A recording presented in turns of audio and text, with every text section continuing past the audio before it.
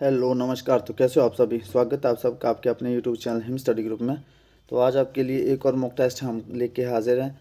जैसे कि आपको पता है कि डेली आपके लिए मॉक टेस्ट अपलोडेड होते हैं शाम को 7:30 बजे। ठीक है, शाम को 7:30 बजे हर रोज़ आपके लिए डेली मॉक टेस्ट अपलोड होते हैं। तो अपने टाइम से वीडियो को वॉच आउट कर लेना है। और आप हमारे टेलीग्राम चैनल से भी जुड़ सकते हैं, जिसका लिंक जो डिस्क्रिप्शन बॉक्स में दे रखा है। तो डेली आपके लिए जो वो HPGK, हिंदी ग्रामर और इंग्लिश ग्रामर, ठीक है, ये तीनों सेक्शन जो यहाँ पे जो कंप्लीट किए जाते हैं। तो ये डेली मॉक टेस्ट आपके चले हुए हैं। जो भी कैंडिडेट अपना HP पटवारी के एग्ज़ाम की तैयारी कर रहा है, या फॉरेस्ट गार्ड के एग्ज़ाम की, या पुलिस एग्ज़ाम की तैयारी कर रहा है, उन सब के लिए जो मॉक टेस्ट है ये मोस्ट इंपॉर्टेंट जो रहने वाले हैं। बाकी आपके लिए सहूलियत के लिए हमने क्या करा कि इस जितने भी मॉक टेस्ट अपलोड किए हैं उसकी प्लेलिस्ट बना दी गई HP पटवारी और पुलिस एग्ज़ाम के नाम से 2025। ठीक है, HP पटवारी और पुलिस एग्ज़ाम 2025 के नाम से प्लेलिस्ट बना दी गई है। वहाँ पे सारे मॉक टेस्ट जो अपलोड कर दिए गए जो ये चल रहे हैं रिसेंटली।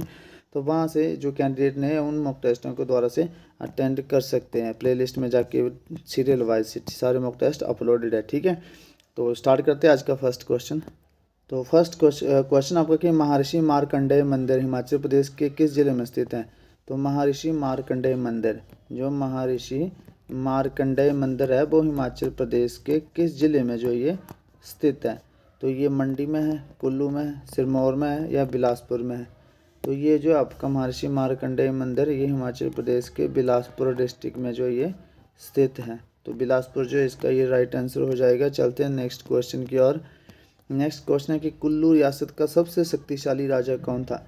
तो कुल्लू रियासत का सबसे शक्तिशाली राजा कौन था। बहादुर सिंह थे, जगत सिंह थे, कैलाश पाल थे, या मान सिंह थे। तो कुल्लू रियासत के जो सबसे शक्तिशाली राजा थे वो थे आपके जगत सिंह। जगत सिंह जो थे ये कुल्लू रियासत के सबसे शक्तिशाली जो है ये राजा थे। चलते हैं नेक्स्ट क्वेश्चन की ओर। नेक्स्ट क्वेश्चन है कि दशहर झील, दशहर, ठीक है, दशहर है ये, दशहर झील जो वो हिमाचल प्रदेश के किस जिले में जो ये स्थित है। तो ये कुल्लू में है, मंडी में है, सिरमौर में, या शिमला में। तो दशहर झील जो हिमाचल प्रदेश के ये कुल्लू डिस्ट्रिक्ट में जो ये स्थित है दशहर झील। तो कुल्लू इसका राइट आंसर हो जाएगा। चलते हैं नेक्स्ट क्वेश्चन की ओर।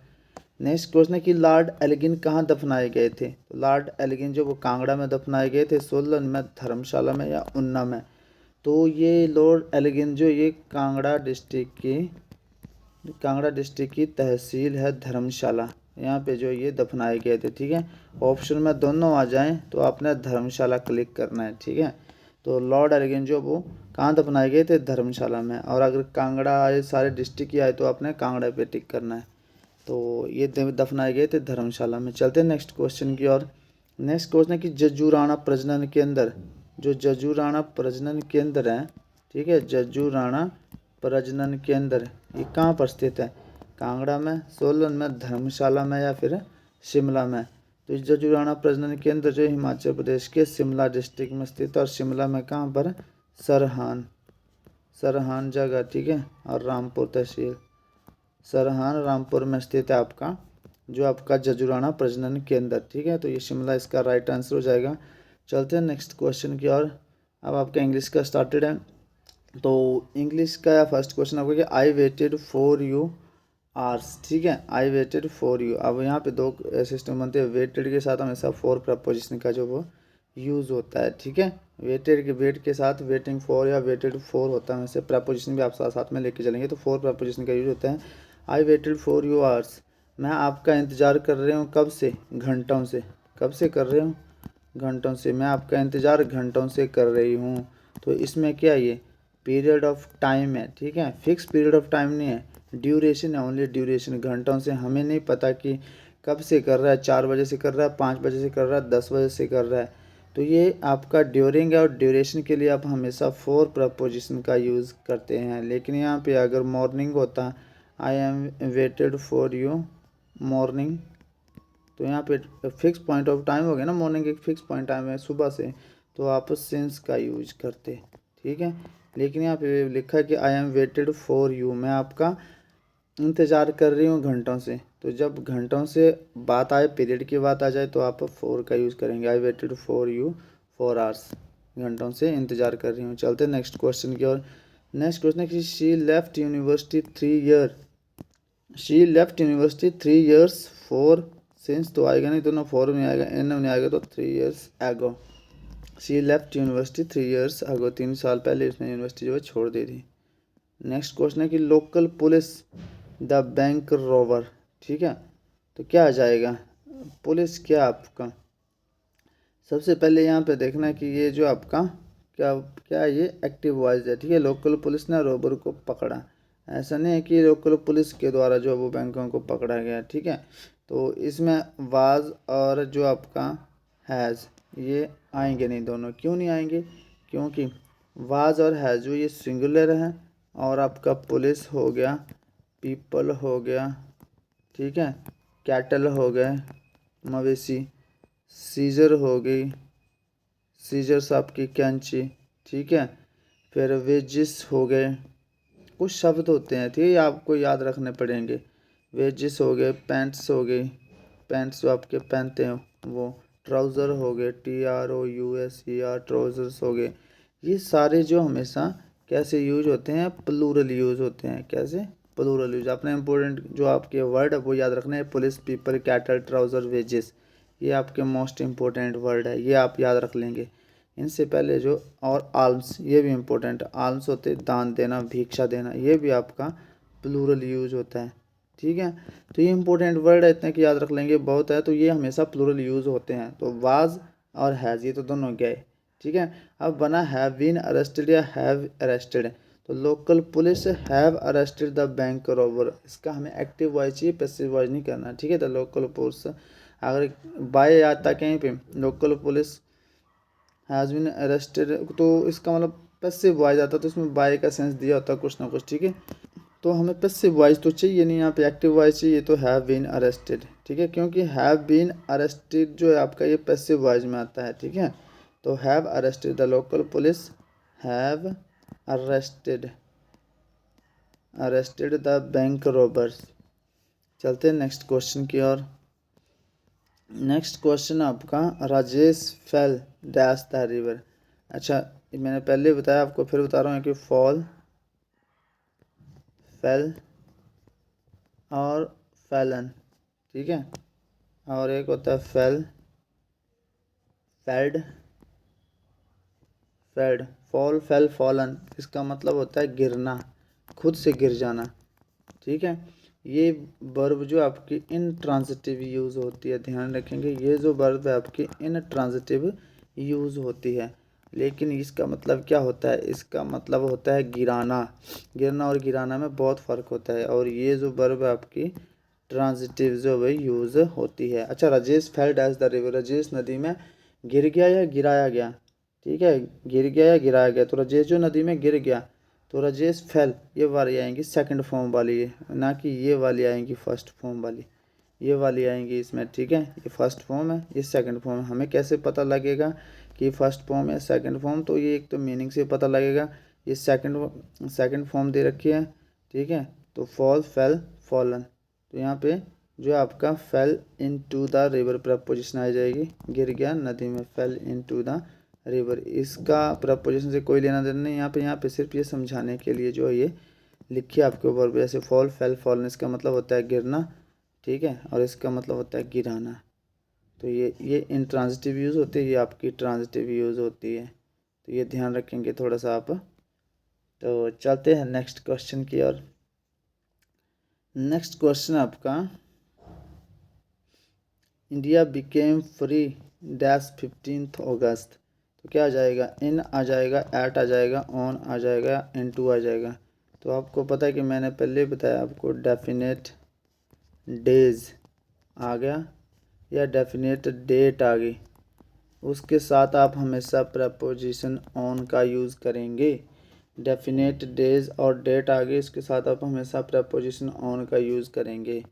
तो इसके साथ India became free on 15 August, on 15 अगस्त। चलते हैं नेक्स्ट क्वेश्चन की ओर। नेक्स्ट क्वेश्चन अब आपका हिंदी सेक्शन रहेगा, जिसमें कि आपके 10 क्वेश्चन इसमें रहेंगे, ठीक है, और टोटल आपके 20 क्वेश्चन हैं। 20 में से आउट ऑफ आपका स्कोर कितना होता है, आपने कमेंट सेक्शन में कमेंट करके जो वो जरूर बताना है। अब यहाँ पे पूछा गया कि ओ और औ कौन से स्वर हैं, ठीक है, ओ और औ कौन से स्वर है, ह्रस्व स्वर है, दीर्घ स्वर है, प्लुत स्वर है। ह्रस्व स्वर कौन से होते हैं जिनके उच्चारण में कम समय लगता है? जैसे आपका छोटा अ हो गया, छोटी ई हो गई, छोटा ऊ हो गया, ठीक है, ये आपके ह्रस्व स्वर है। दीर्घ स्वर कौन से हैं? दीर्घ स्वर बड़ा आ हो गया, बड़ी ई हो गई, बड़ा ऊ हो गया, ए हो गया, फिर ए हो गया, ओ हो गया, औ हो गया। ये क्या आपके दीर्घ स्वर है। प्लुत स्वर होते हैं जैसे ओम वगैरह हो गया, ठीक है, ये आपके प्लुत स्वर होते हैं। और अग्र स्वर कौन से होते हैं? ये जीव के आधार पर स्वर का भेद है। अग्र स्वर छोटी ई, बड़ी ई, ए अग्र स्वर होते हैं। पश्च स्वर आपका एक होते हैं अ, और अग्र स्वर मध्य स्वर आपका एक होता है अ, और पश्च स्वर होते हैं जो आपके बच गए, ठीक है, जैसे आपका बड़ा आ बच गया, ऊ बच गया, छोटा ऊ बच गया, ओ बच गया, औ बच गया। ये आपके क्या पश्च स्वर, ये जीव के आधार स्वर के भेद है यहाँ जो लिखे हैं, ठीक है। और ये जो है मात्रा के आधार पर स्वर के कितने भेद है? 3 भेद। ह्रस्व स्वर, दीर्घ स्वर, प्लुत स्वर। आपसे पूछा गया ओ और औ कौन से स्वर हैं? तो यहाँ पे ओ और औ जो आपके ये कौन से स्वर है? दीर्घ स्वर में जो ये आ जाएंगे। चलते हैं नेक्स्ट क्वेश्चन की ओर। नेक्स्ट क्वेश्चन है कि 19 में कौन सा संयुक्त व्यंजन है? तो क आपको पता है क वर्ग में आता है और है ध्वनि कंठ, ठीक है। स आपको पता है कि दंत्य है, स जो वो ये दंत्य है, ठीक है। से जो दंत्य और ऊष्म वर्ण भी है। ऊष्म वर्ण कौन कौन से आपके पता होना चाहिए। ऊष्म वर्ण दंत्य भी है स, और ऊष्म वर्ण भी है। शलगम वाला स हो गया, स्लेट वाला स, षटकोण वाला स, और ह ये ऊष्म वर्ण हो गया। इसका उच्चारण स्थान भी पता होना चाहिए। ह का उच्चारण स्थान कंठ है, षटकोण का क्या मूर्धन्य है, ठीक है, स का क्या है आपका दंत्य है, और श का क्या है आपका तालव्य है। ये सारे आपको पता होना चाहिए, ठीक है। तो स का आपका दंत्य बता दिया, ट वर्ग में आता है और मूर्धन्य हो जाएगा, ठीक है। लेकिन त्र जो आपका संयुक्त व्यंजन और त्र संयुक्त व्यंजन बनता कैसे हैं? ये बनता है त हलंत जमा र, ये आपका संयुक्त व्यंजन। संयुक्त व्यंजन और कौन कौन से होते हैं? संयुक्त व्यंजन आपके क्ष हो गया, त्र हो गया, ज्ञ हो गया, ठीक है, और ये श्र हो गया। तो क्ष कैसे बनता है? क हलंत जमा षटकोण बड़ा श हो गया। त के त्र कैसे बनता है? ये बनता है त हलंत जमा र हो गया। ज्ञ कैसे बनता है? ज हलंत जमा अण्य हो गया। और श्र कैसे बनता है? श हलंत जमा र हो गया। तो ये सारा आपको पता होना चाहिए, छोटे छोटे कंसेप्ट, ठीक है। तो निम्नलिखित में से कौन सा संयुक्त व्यंजन है? त्र जो आपका ये संयुक्त व्यंजन है। चलते हैं नेक्स्ट क्वेश्चन की ओर। कदापि में कौन सी संधि है? सबसे पहले गौण संधि हो जाएगी, स्वर संधि, दीर्घ वृद्धि संधि या दीर्घ संधि। कदापि का संधि विच्छेद, कभी भी संधि विच्छेद भी पूछ लिया जाता है, ठीक है। तो कदापि आप शब्द लिखो आराम से, अभी प्रैक्टिस का टाइम है तो आप आराम से लिख सकते हो कदापि। और एग्जाम में आपको इतनी प्रैक्टिस हो जानी चाहिए कि आपको देख के लग जाना बच्चे ये पता कि ये जो संधि है आपकी कौन सी संधि है? दीर्घ संधि है, ठीक है, दीर्घ संधि है। एग्जाम में देख के पता लगना चाहिए, आपको संधि विच्छेद करने की जरूरत न पड़े। तो सबसे पहले आप संधि विच्छेद कर लेंगे, कदा जमा अपि, ठीक है। तो यहाँ से क्या आया? बड़ा आ, यहाँ से क्या आया? छोटा अ, दोनों मिलकर क्या बना रहे हैं? कदा, ठीक है। अब बड़ा आ मिलकर बना रहे हैं, तो ये क्या बन गया फिर? कदापि, ठीक है। और संधि कौन सी होती है? जब दो स्वर आपस में मिलकर, दो स्वर जब आपस में मिलकर अपना रूप दीर्घ कर लेते हैं। दो स्वर आपस में मिलकर जो कि अपना रूप जो वो दीर्घ कर लेते हैं, बड़ा कर लेते हैं। जैसे बड़ा आ या बड़ा अ, या छोटा अ हो या छोटा अ हो, वो भी बड़ा आ ही बनाते हैं। तो वो स्वर कौन सी होती है? दीर्घ होती है। वो संधि कौन सी होती है? दीर्घ संधि होती है। तो कदापि में संधि जो है दीर्घ स्वर संधि हो जाएगी। चलते हैं नेक्स्ट क्वेश्चन की ओर। नेक्स्ट क्वेश्चन है कि विद्यालय का कौन सी संधि है? फिर वो सिंपल सा संधि विच्छेद आपका ये विद्यालय, तो कर लीजिए फिर विद्या जमा आलय, ठीक है। यहाँ से आ गया, यहाँ से बड़ा आ गया। जब दो स्वर आपस में मिल जाते हैं तो वो क्या बनाते हैं? दीर्घ स्वर, बड़ा आ बन गया। तो इसी तरह से विद्यालय की फॉर्मेशन हुई है, तो विद्यालय ऐसे ही बना है, ठीक है। तो यहाँ पे कौन सी संधि हो जाएगी? फिर से दीर्घ स्वर संधि हो जाएगी। दो स्वर मिल गए आपस में, रूप बड़ा हो गया, दीर्घ स्वर संधि हो जाएगी। चलते हैं नेक्स्ट क्वेश्चन की और। नेक्स्ट क्वेश्चन आपका कि आग कौन सा शब्द है? अच्छा, आग कौन सा शब्द है? आग जो आपका ये तद्भव शब्द है, कौन सा शब्द है ये? तद्भव शब्द है। क्यों है? क्योंकि इसका जो तत्सम रूप होता है वो होता है अग्नि। ठीक है, तो कौन सा शब्द है? ये तद्भव शब्द है। चलते हैं नेक्स्ट क्वेश्चन की ओर। नेक्स्ट क्वेश्चन आपका, नाक कौन सा शब्द है? यौगिक शब्द है, योग रूढ़ शब्द है, रूढ़ शब्द है, इनमें से कोई नहीं। अच्छा, रूढ़ शब्द वह शब्द होते हैं, रूढ़ शब्द वह शब्द होते हैं जिनका कोई भी खंड या भाग सार्थक नहीं होता, जिनका कोई भी खंड या भाग जो है वो कि सार्थक नहीं होता, जिनका कोई भी खंड या भाग सार्थक नहीं होता, वो रूढ़ शब्द होते हैं। जैसे हाथी, इसको हम बदल नहीं सकते, योग्य मतलब इसको तोड़ नहीं सकते, इसके दो शब्द नहीं बन सकते। अगर तोड़ दिए तो यह अलग अलग हो जाएगा, तो इसका अपना कोई अर्थ नहीं रहेगा, तो वो रूढ़ शब्द होते हैं। अब जैसे मैंने विद्यालय लिखा, तो एक विद्या एक शब्द हो गया, आलय दो शब्द हो जाएंगे, तो ये तोड़ दिया हमने, तो ये हो गया आपका संयुक्त, ये हो गया आपका संयुक्त क्या बोलते हैं इसको, यौगिक शब्द है। संयुक्त नहीं, यौगिक शब्द है। ठीक है, यौगिक शब्द। अब जैसे मैंने आपको लिख दिया नीलकंठ, अब नीलकंठ को तो हम तोड़ सकते हैं, नीलकंठ को हम तोड़ सकते हैं। क्या बोलते हैं? नील एक और कंठ एक। ठीक है, नील और कंठ दो शब्द बन गए, तो ये यौगिक तो है, लेकिन नीलकंठ बोले किसको जाता है? शिव जी भगवान को बोला जाता है, शिव जी भगवान को। तो ये किस में आता है? बहुव्रीहि समास में। तो बहुव्रीहि समास में जो भी आपका शब्द आ जाए वो शब्द आपका रहेगा योग रूढ़ शब्द। कौन सा शब्द रहेगा? योग रूढ़ शब्द। तो नाक जो है वो कौन सा शब्द है? अब नाक को तोड़ो, इसके दो प्रॉपर शब्द बन सकते हैं? नहीं बन सकते, ना और ये कोई अर्थ नहीं बन रहे दो शब्द। तो ये जो शब्द है आपका रूढ़ शब्द वह शब्द होते हैं जिनका कोई भी खंड या भाग सार्थक नहीं होता, उनको हम तोड़ नहीं सकते। ठीक है, चलते हैं नेक्स्ट क्वेश्चन की ओर। नेक्स्ट क्वेश्चन है कि च वर्ग ध्वनियाँ किस वर्ग में आती हैं? तो अब च वर्ग आप लिख लीजिए, च वर्ग, च, ये च वर्ग की ध्वनियाँ, च, छ, ज, झ, अण्य किस में आती हैं? ये सारी तालव्य में आती हैं। और तालव्य में और क्या क्या आता है? छोटी ई, बड़ी ई, यो और श, ये भी आपके तालव्य में ही आते हैं। तो ये च वर्ग ध्वनियाँ आपकी आती हैं तालव्य में। चलते हैं नेक्स्ट क्वेश्चन की ओर। नेक्स्ट क्वेश्चन, ईमानदारी कौन सी संज्ञा है? ईमानदारी संज्ञा कौन सी संज्ञा है? किसी का नाम है, अगर किसी का नाम है तो व्यक्तिवाचक संज्ञा, लेकिन किसी का नाम है नहीं, समूह बना रही है, नहीं बना रही है, जाति रिप्रेजेंट कर रही है, नहीं कर रही है, ये एक क्या आपकी फीलिंग क्या है? तो ये आएगा आपका अब्स्ट्रैक्ट नाउन। अब्स्ट्रैक्ट नाउन मतलब कि भाववाचक संज्ञा। कौन सी संज्ञा? भाव उत्पन्न हो रहा है इसमें, इसको आप देख नहीं सकते। ठीक है, इसको सिर्फ महसूस कर सकते हैं, भाववाचक संज्ञा ईमानदारी। चलते हैं नेक्स्ट क्वेश्चन की ओर। नेक्स्ट क्वेश्चन की लंबोदर, लंबोदर में आपने लंबोदर शब्द बताना, लंबोदर कौन सा शब्द है? ठीक है, लंबोदर, तो आपको मैंने बताया कि लंबोदर का मतलब क्या होता है? लंबा है जिसका उदर, लंबा है जिसका उदर, अर्थात भगवान श्री गणेश की बात की जा रही है यहाँ पे। ठीक है, तो जिस शब्द, ये शब्द है, इसका अपना कोई अर्थ नहीं है, बल्कि पूरा अर्थ शब्द जो आपका भगवान श्री गणेश को प्रस्तुत कर रहा है, उनको उनकी तरफ इशारा कर रहा है। तो ये कौन सा समास आ जाएगा? ये आपका समास आ जाएगा बहुव्रीहि समास। ठीक है, बहुव्रीहि समास। तो मैंने आपको बताया कि जिस शब्द का अपना कोई अर्थ ना हो, बल्कि किसी और की तरफ इशारा कर रहा हो, बहुव्रीहि समास बना रहा हो, तो वो शब्द आपका क्या हो जाएगा? योग रूढ़ शब्द हो जाएगा। ठीक है, योग रूढ़ शब्द हो जाएगा। तो रूढ़ नहीं होगा, यौगिक नहीं होगा, योग रूढ़ शब्द हो जाएगा। चलते हैं नेक्स्ट क्वेश्चन की ओर।